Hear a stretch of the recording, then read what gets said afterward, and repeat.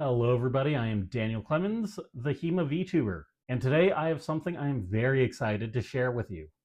For the past few years, I've been working with the Catarrhine Society online program in order to get a mentor certificate in Scottish broadsword fencing, with the intention of eventually opening up my own Hema club. Last week, I took a very big step in that direction.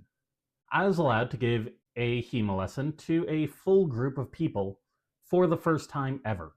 That group was the Red Stags of Red Deer. They are a local LARP organization that I've been hanging out with, and because I have been studying Hema, they offered to let me give them a lesson. The following video is that lesson. I am Daniel Clemens. Hi, Dan. I am an apprentice mentor, level 1 of the Catarrhine Society. I do historical European martial arts. It's a bit different than LARP, but kind of the same thing. I use steel instead of foam. Who can answer? What is the point of a sword fight? What is your goal when you are sword fighting? To defeat your foe. Close. To not die. That is related to what I'm going to say. The goal when you're sword fighting is to hit your opponent and not get hit in return. Does anybody know what is the most effective tool for doing that? I was expecting somebody to raise their hand and say shield so that I could say no. Be really fast. But no, your key tool to hitting your opponent and not being hit is footwork. So today, we are going to practice footwork and distance management. The kind of footwork, or the kind of stance that we normally take at the Catarrhine Society is your lead leg is the same side of your body as your sword. So if you're right-handed, that'll be your right leg. That is the one in front. Your back leg will have your foot at a 90-degree turn to your right foot, or to your lead foot. You are going to want to have a stance that is, mostly shoulder width, maybe a bit more than shoulder width apart. And then everybody sink down into that. And then lean back just a bit so that more of your weight is above your rear foot than your lead foot. Very good. Cameraman is also doing it. So this is primarily how I stand. A lot of you have made a comment on that regard. Now normally the way that I'm holding the sword is important, but for you guys, you don't need to worry too much about that. Just as long as you have the sword out in front of you, that's going to be fine. You've got your stance. Make sure you're very, very comfortable in this stance. You can adjust it if you aren't feeling right. The first thing we need to know is the advance. When you advance, you're going to be lifting up your lead leg, and you're driven forward by your rear leg. So that looks like this. It just seems like a quick hop. Very good. So that is a plain advance, just a quick hop, quick hop, quick hop. Good.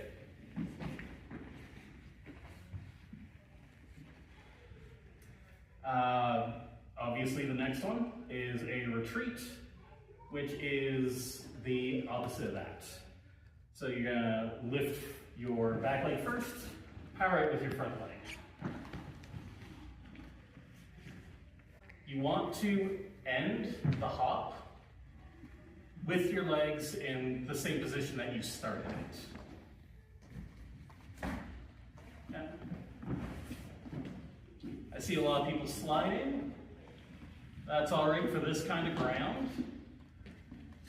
But realistically, if we're practicing for less than ideal conditions, you don't want to be sliding. Outdoors, grass, Outdoors, grass, yeah. The next time we're on grass, if you build up the habit to slide, your leg is gonna, you're gonna fall flat on your face. It's even worse with pavement. I have twisted my ankle doing that. Yeah, so we'll just spend a little bit of time moving forward and backwards.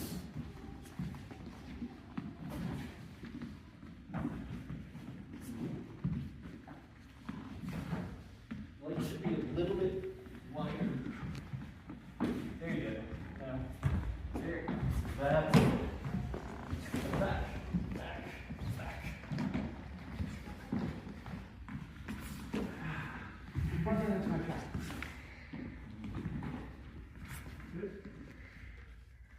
Yeah.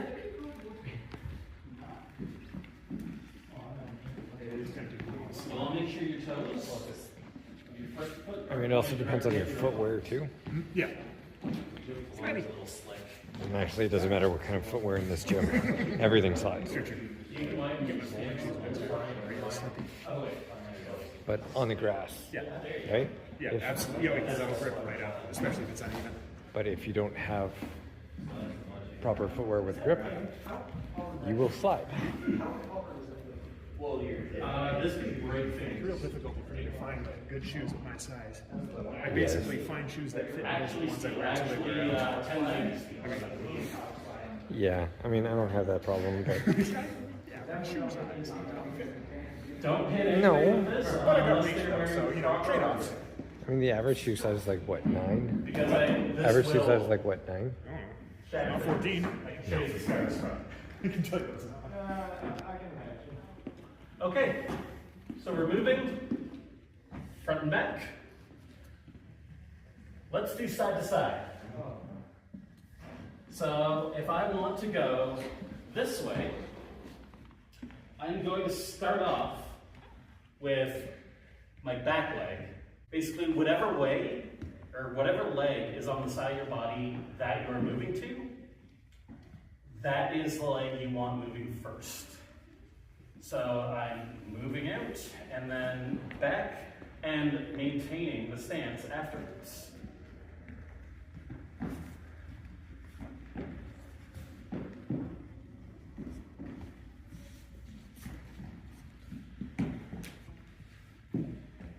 The reason you do it quickly and you maintain the stance is so you don't do that. That leg's going a bit too far, you're gonna be off balance. Good, that's a better look.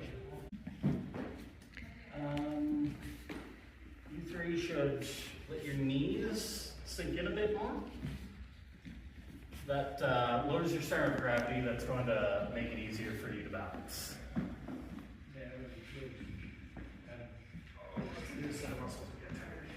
Yep. Yeah?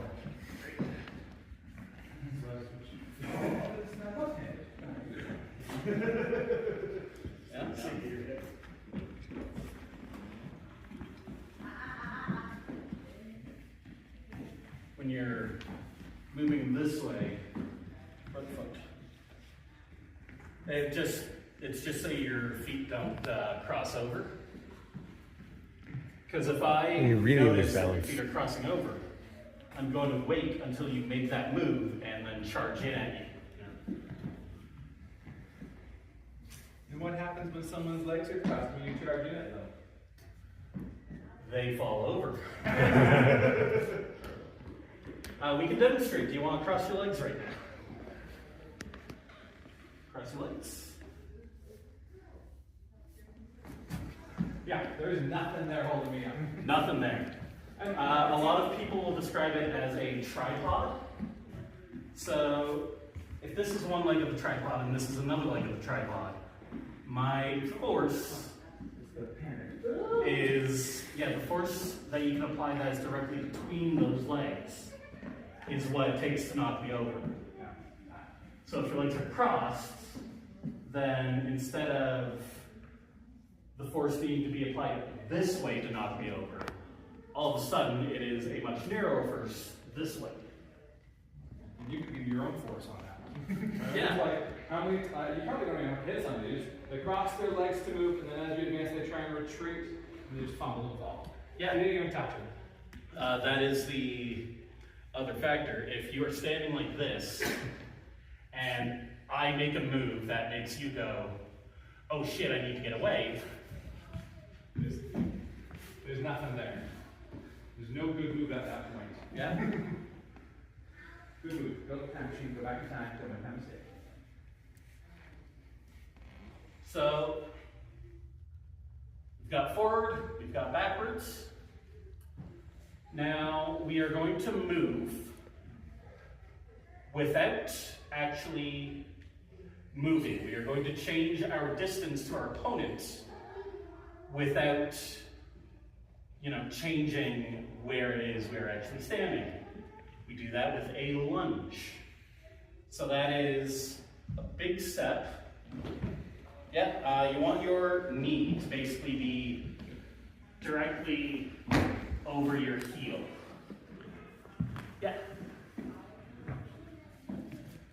You see that, like with modern Olympic fencers, they go really far down. That is because they don't have to recover. If you're doing épée, like the moment you make that hit, the round is over. With actual sword fighting, you want to make that hit and get out immediately. And that is why you want your knee right over your heel, not beyond it. Also injuries, right? Also injuries, yes. That's a real strong connection. You lean forward, and now your joint has to carry your whole weight. Exactly. Now, if everybody wants to do a few lunges and go back, just so I can see.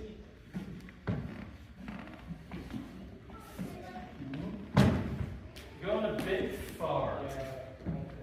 That is all right. It's just that it's throwing your balance off. Good.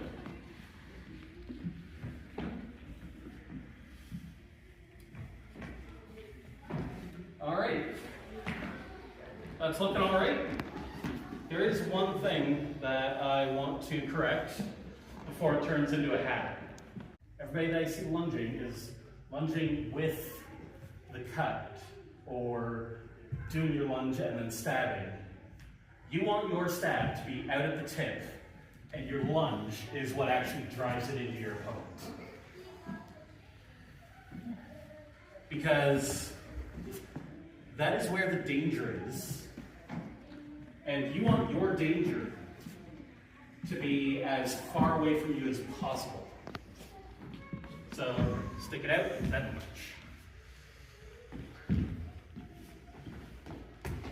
That'll be something I gotta drill. Yes.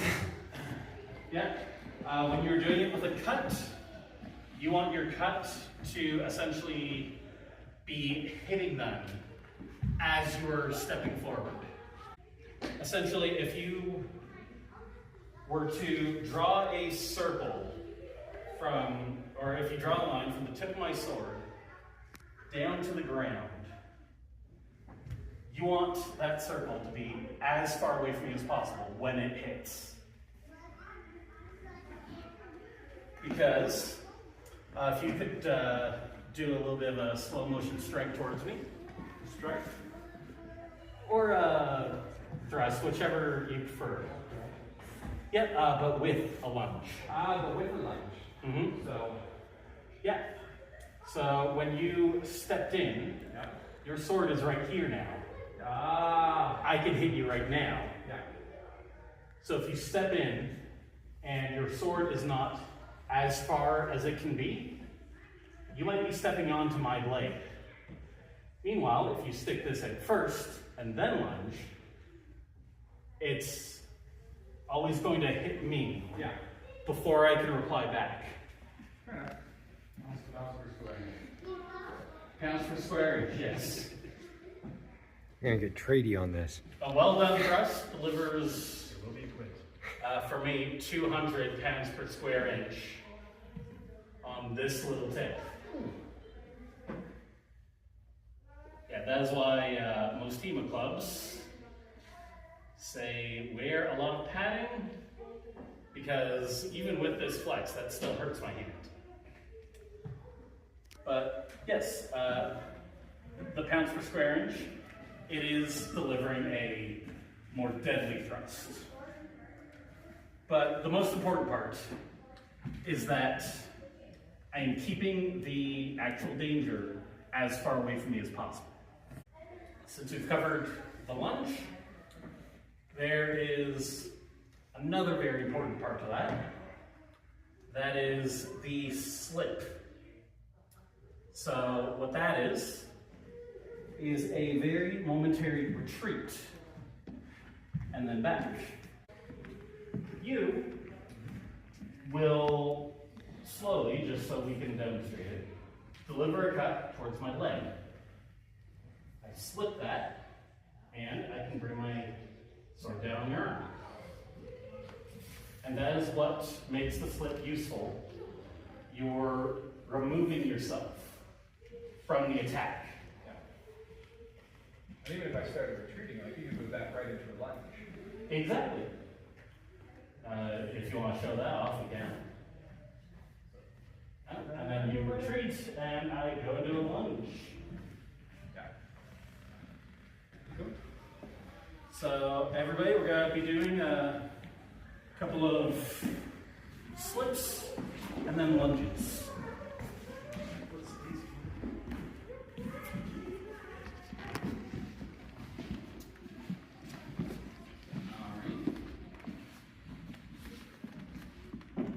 Generally, you want to be bringing your lead foot back equal to your back foot. Although if you do want to go past it a little bit, that's not specifically wrong.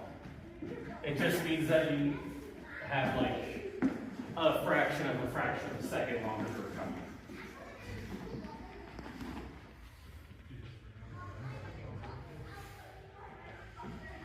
Okay. So, when I was having everybody do slips and lunges, how many people paid attention to putting their sword out before their lunge?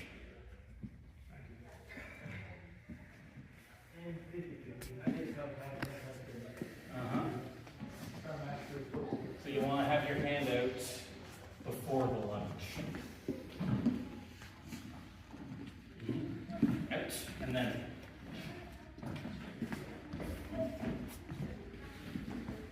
That's looking better.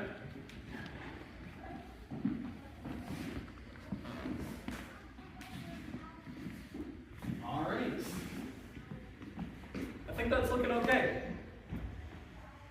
Definitely, like, you know, it is a first time for everybody, but I don't think that's too bad. Now we are going to put it all together with an exercise that will also control your distance. So if everybody wants to meet me at the back wall, the way we are going to go about this, you could turn towards the wall. I want you to do a lunge just so that the tip of your sword is just against the wall. In a lunge.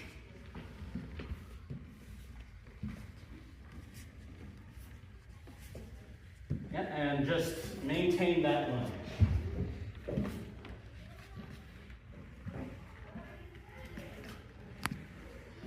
Good.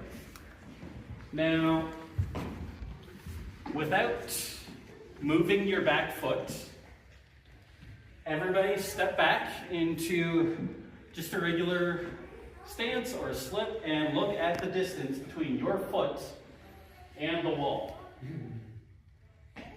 That is your kill zone. that distance between your foot and the wall is how far the tip of your sword can be delivered.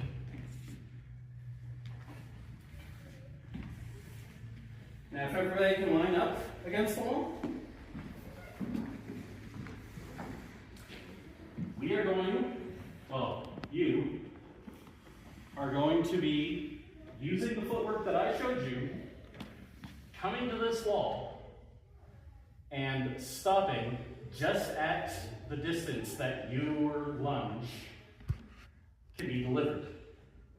So if everybody can get into the proper stance.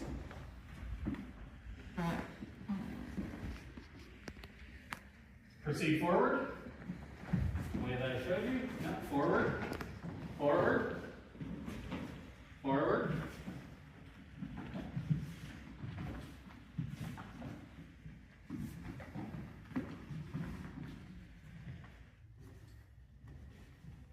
Now you are all at a pretty uniform position on the floor before. Seems like a couple of you needed to lean forward soon. You don't want to be leaning forward.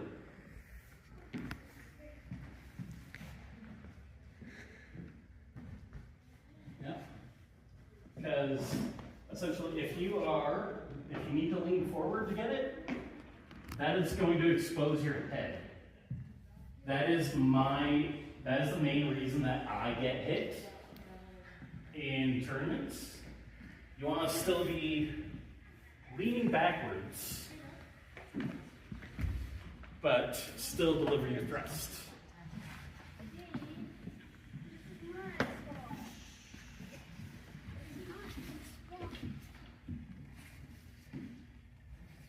Going a bit over your toes. So this foot, probably bear a bit forward. There you go. And now you're all going to turn around and you're going to come attack this wall. And you're going to stop before you think you're actually going to need to thrust.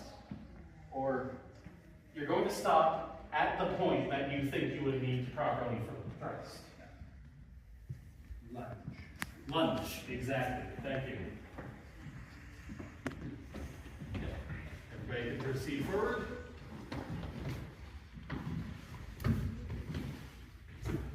Almost.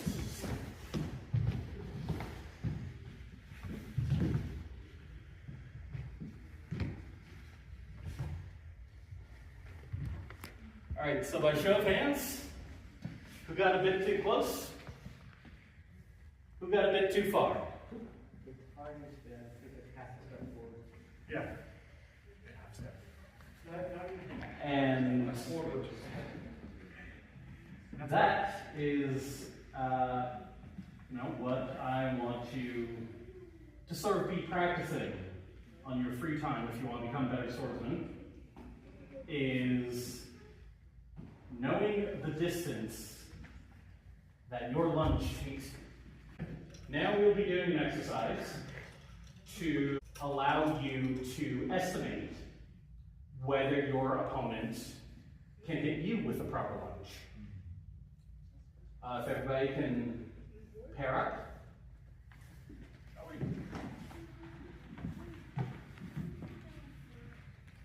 One person on this side of the room, one person over here. Yeah, so you're going to start from very much outside of distance. Out of distance means that you need to take a step forward to attack your opponent. So the people that are standing over here are going to be advancing towards their partner. Partners, what you are going to want to do is you're going to want to say stop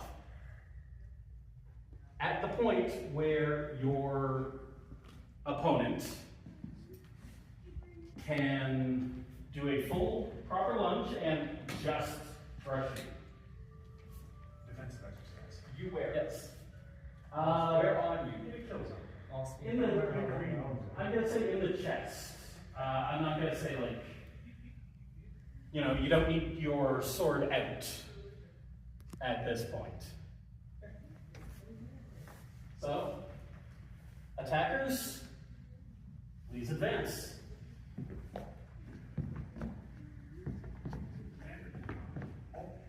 Stop.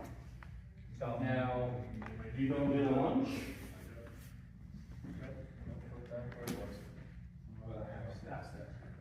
Can you go into a lunge? That's still not. Just barely. That was a good estimation there. For just that reason. That would be pretty close. Yeah. If I was leaning forward. Yep, that's good. Good way to estimate. Do we want to try that again, or do we want to switch sides? One more. You can try that again, and you can switch sides, whichever you prefer. Because then you can put it effectively just like. So when I want you to advance, you don't need to stick your sword out like that. That is serious. So just keep your sword like this, and go forward, Still. 4, 5, and 4, come on. Yeah, 4 and 5. Less than a hand. Yeah. Okay? So it's a defensive thing. Half. So, yeah. Lunge forward. You want well, you gotta take a step forward. There. Just a little too far So left. it's a little too this time. Same thing. So if you take I should have done that. Basically a shoe length back. And now do the lunge. That is just at the right distance. That's perfect. All right. All right. Feel free to switch up and water is perfectly fine. If we need a water break, please let me know. All right. Should I get more? Everybody get